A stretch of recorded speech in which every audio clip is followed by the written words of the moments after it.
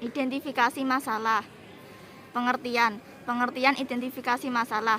Identifikasi masalah merupakan bagian dari proses penelitian yang dapat dipahami sebagai upaya mendefinisikan problem serta membuat definisi tersebut menjadi lebih terukur atau measurable sebagai suatu langkah awal penelitian.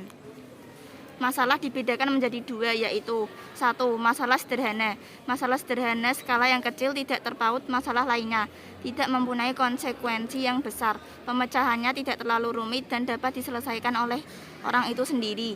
2. Masalah kompleks.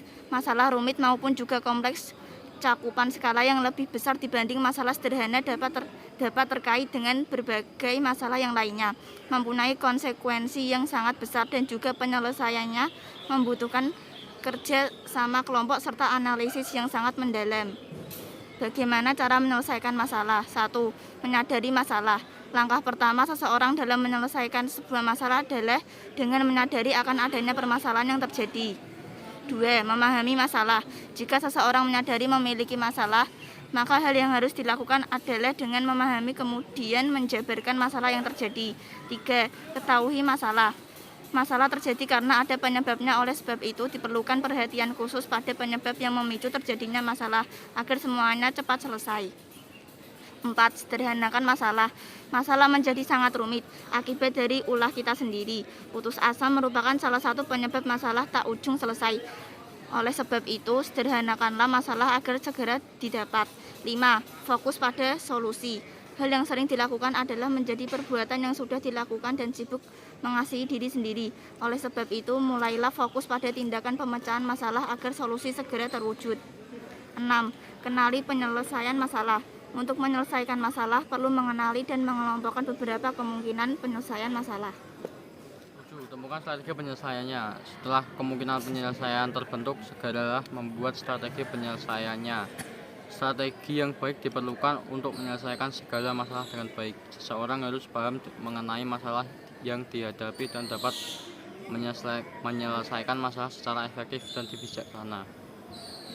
8. Evaluasi implementasi pemecahannya. Pastikan melakukan evaluasi terhadap solusi pemecahan masalah yang sudah diambil sebelum diimplementasikan untuk menyelesaikan suatu masalah.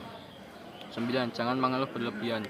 Kebiasaan mengeluh tidak akan menyelesaikan masalah. Justru sikap ini menjadi penyebab otak kita terdoktrin bahwa masalah sangat rumit, kompleks, sulit, dan tidak mudah diselesaikan. Kebiasaan ini sangat tidak baik. Oleh sebab itu, ubahlah kebiasaan ini menjadi tindakan nyata yang menciptakan solusi. 10. Segera ambil tindakan. Tindakan nyata dalam menyelesaikan masalah mutlak dilakukan karena pemahaman pada masalah.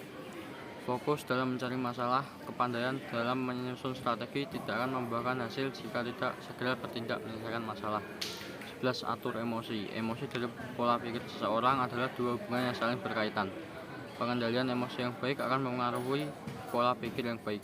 Oleh sebab itu, apabila seseorang tidak mampu mengendalikan emosinya, maka ia tidak akan dapat berpikir jernih sehingga setiap masalah yang dihadapinya sulit terselesaikan.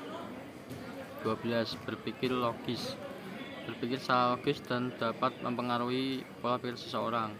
Oleh sebab itu, wajib bagi seseorang untuk dapat berpikir secara logis dan positif agar masalah yang dihadapinya dapat diselesaikan dengan baik.